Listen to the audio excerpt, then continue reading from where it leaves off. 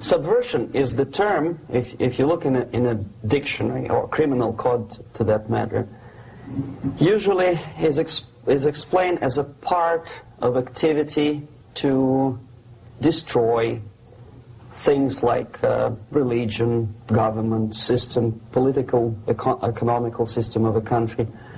And usually it's linked to espionage and such romantic things as blowing up bridges, sidetracking trains, cloak and dagger activity in Hollywood style. What I'm going to talk about now has absolutely nothing to do with the cliché of espionage or KGB activity of collecting information.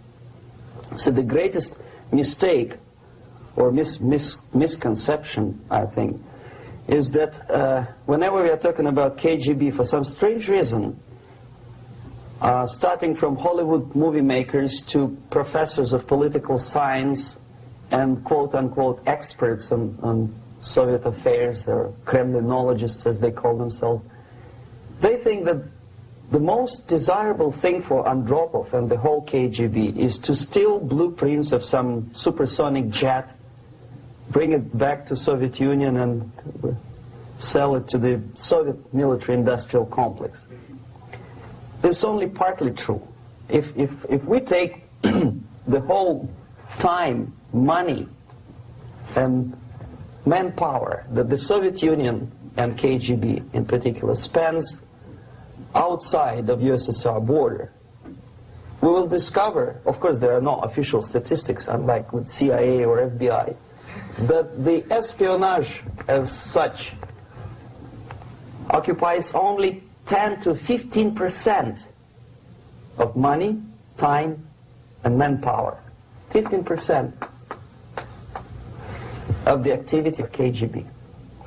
The rest, 85%, is always subversion. And unlike a dictionary of English, Oxford Dictionary, subversion in Soviet terminology means always a destructive, aggressive activity aimed to destroy the country, nation, or geographical area of your enemy. So there's no romantics in there, absolutely. No blowing up bridges, no microfilms in Coca-Cola cans, nothing of that sort. No James Bond nonsense. It's most of this activity is overt, legitimate, and easily observable if you give yourself time and trouble to observe it. But according to the law and law enforcement systems of the Western civilization, it's not a crime. Exactly because of misconception, manipulation of terms. We think that subverter is a person who is going to blow up our beautiful bridges. No.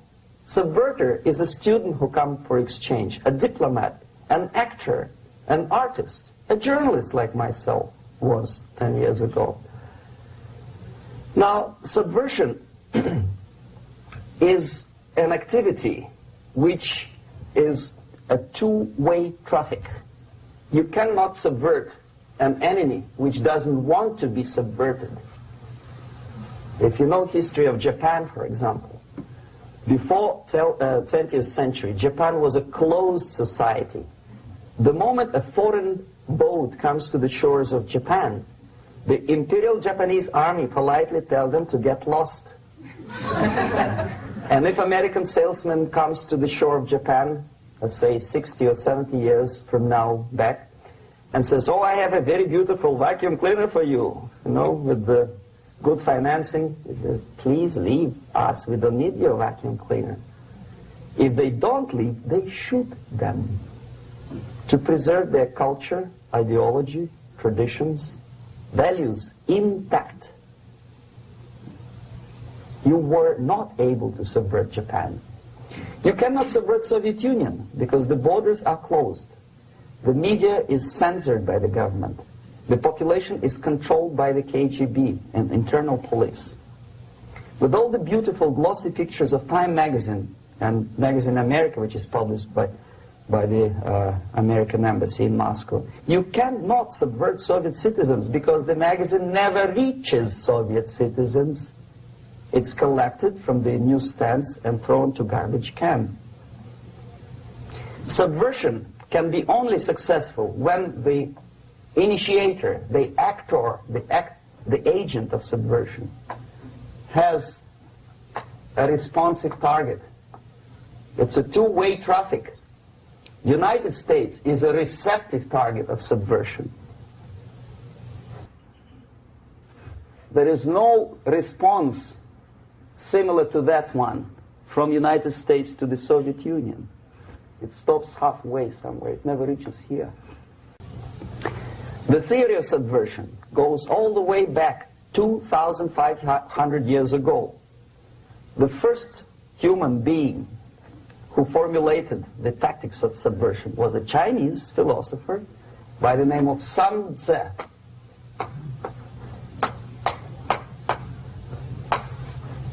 2,500 years BC.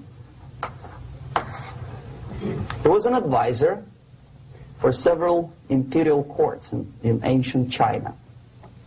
And he said, after long meditation, that to implement state policy in a warlike manner, it's the most counterproductive, barbaric, and inefficient to fight on a battlefield. You know that war is continuation of state policy, right? So if you want successfully to implement your state policy and you start fighting, this is the most idiotic way to do it. The highest art of warfare is not to fight at all, but to subvert anything of value in the country of your enemy, until such time that the perception of reality of your enemy is screwed up to such an extent that he does not perceive you as an enemy, and that your system, your civilization, and your ambitions look to your enemy as an alternative, if not desirable, then at least feasible. Better red than dead.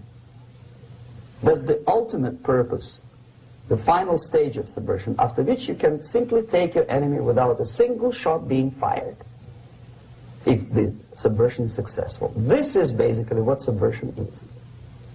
As you see, not a single mentioning of blowing up bridges. Of course, Sun Tzu didn't know about blowing up bridges. Maybe there were not that many bridges at that time. But the basics of subversion is being taught to every student of KGB school in USSR and to officers of military academies. I'm not sure if the same author is included in the list of reading for American officers, to say nothing about ordinary students of political science. I had difficulty to find the translation of Sun Tzu in the library of a university in Toronto and later on here in Los Angeles. But it's a book which is not available. It is forced to every student in USSR. Every student who is taught to be dealing further in his future career with foreigners. What subversion is? Basically, it consists of 4 periods, time-wise. If we start from here and go this way, time, right? This is the beginning point. The first stage of subversion is the process which is called, basically, demoralization. It says for itself what it is.